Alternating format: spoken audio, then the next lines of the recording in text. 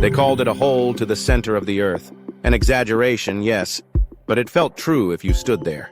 A rusted steel cap in the tundra, bolted shut over a darkness 12 kilometers deep. Wind scraping across empty tower, frozen pipes. A sign that once warned, do not enter. This place is the Kola Superdeep Borehole, and for years it was the most ambitious scientific excavation on the planet. Far from cities, hidden behind Cold War maps and curiosity, a small team kept drilling into the unknown, 1 meter at a time, waiting for the Earth to talk back. The idea sounds simple. Keep turning the drill and go deeper. But nothing in the deep Earth is simple.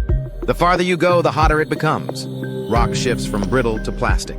Fluids squeeze out under pressure you feel in your bones. The Kola team wasn't chasing oil or gas. They wanted answers. What the continental crust really looks like beneath our feet. How heat moves through rock. Where ancient water hides. What kinds of life can endure in the dark. They wanted to test the story geologists told from earthquakes and mathematics against the physical truth of rock in hand. They began in the 1970s in the far northwest of what was then the Soviet Union, where the Kola Peninsula juts into the Arctic.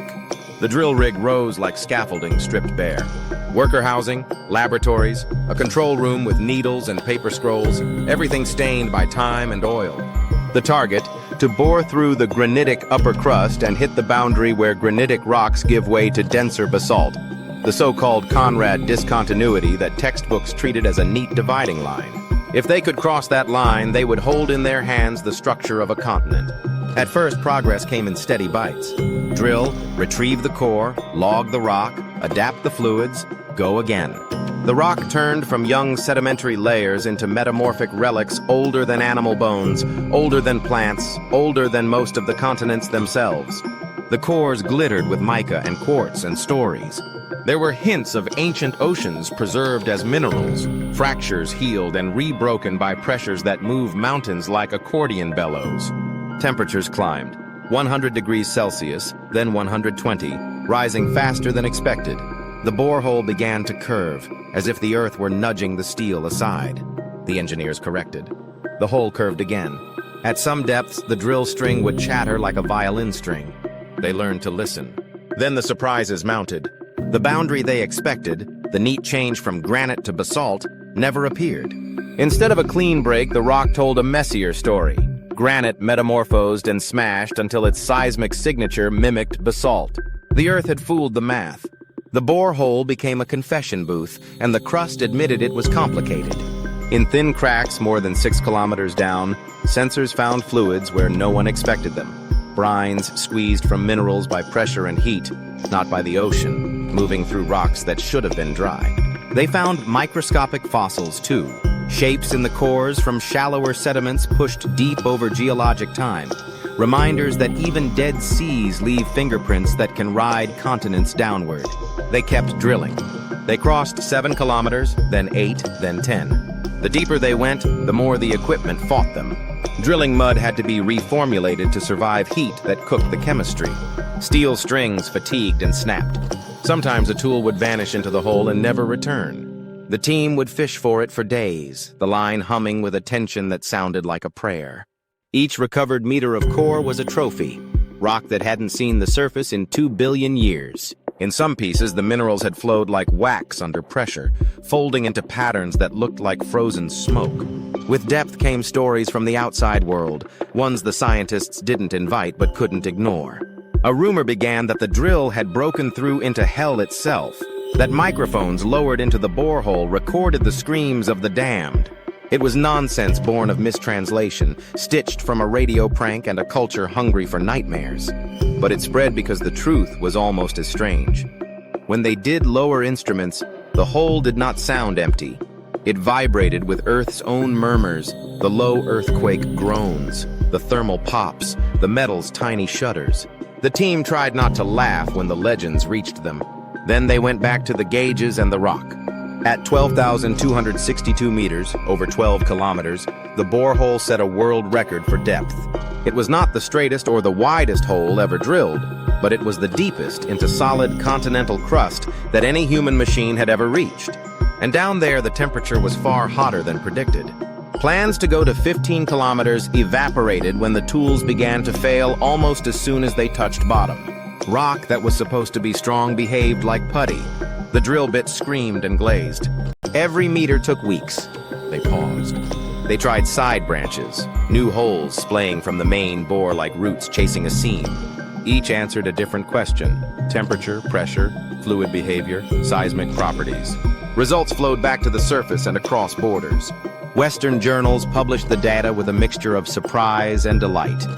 Rival nations' scientists wrote with a professional envy that tasted like respect. The crust was not a layer cake. It was a collage. The Conrad discontinuity was not a tidy boundary in rock. It was an acoustic mirage produced by crushed, metamorphosed granites. Deep fluids were real. The heat gradient was steeper than models allowed.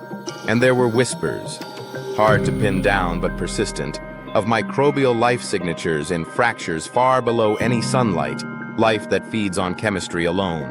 By the 1990s, the Cold War had thawed and budgets froze instead. Parts of the facility fell silent. Corridors that once hummed with pumps filled with dust and cold. Where the control room's paper charts once recorded each tremor of the drill, only mice left tracks. The borehole remained, capped and bolted. The towers stood like ribs around a body no longer breathing. And where people once whispered about hell below, they now whispered about abandonment above. The deepest hole in the world and no one to listen to it. But the Kola hole did not disappear from the story. Its core samples live in drawers and databases. The measurements recalibrated geophysics textbooks. Modern geothermal projects cite the way heat defeated the steel. New continental drilling programs learned from Kola's stubbornness. New alloys, new muds, new sensors. When other nations boast of deeper wells by measuring the length of a well bore that snakes horizontally for miles, geologists quietly note the difference. Kola was about vertical truth, not lateral reach. It pushed straight down into rock that does not forgive. If you could go there today, you'd find the tundra trying to take it back. The buildings peel. Doors hang open to the wind. The famous cap sits flush with concrete, a circle of metal with a central plug once used to seal the throat. Somewhere far below, the borehole has probably closed in places as rock creeps. Fluids will have found their own paths. But in a way, the project never ended because the questions it asked are still alive. How far does water penetrate? How does heat move? How does the crust record the collisions that built a world? The answers are not finished. They rarely are. Stand at the edge of the pad and feel the cold push against your coat.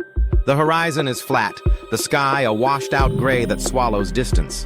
There is nothing dramatic to see, no yawning chasm, no steam, no glow, just a steel lid and the suggestion of depth so extreme that your senses refuse to model it. That's the lesson, perhaps. The Earth's deepest secrets do not announce themselves in fireworks. They hide in temperature spikes and acoustic signatures, in mineral veins and the angle of a fold. They demand patience measured in years and courage measured in millimeters. People ask whether Kola found anything that changes life. Did it find a new element? A new kind of fossil? Proof of hell? The answer is more modest and more profound. It found that the stories we tell about our planet are provisional. That even when the math is elegant, the rock may say otherwise. That water and heat and pressure conspire to create complexity where diagrams crave simplicity. It found that even 12 kilometers into the Earth, we are still grazing the rind of an orange whose heart remains out of reach. Imagine the drillers watching the gauges at midnight, Arctic wind rattling the rig, a cable humming under load. Somewhere below, the bit kisses rock that last saw daylight 2 billion years ago. For a second, it sings. The instrument needle twitches. A new fragment comes up, warm to the touch, damp with brine. Someone scribbles a depth on a tag and lays the core into its tray. Another page in a book that began before language. They are tired. They are giddy. They are very small in a very large project. And yet, in that smallness, there is something like awe. The Kola Superdeep Borehole did not tunnel to the center of the Earth. It didn't need to. It tunneled to a better understanding of the skin we live on. And it left behind a reminder, sealed in steel, that the world beneath our feet is not a dead foundation, but a living machine, humming with heat, slow and patient and relentless. If you ever find yourself on that slab in the tundra, listen. The wind will do most of the talking. But if you've learned anything from this place, you'll hear something else. the echo of questions still traveling upward, looking for someone with the nerve to keep drilling. This is DarkCurio. Subscribe for hidden history, forbidden places, and the secrets the Earth keeps under lock and rock.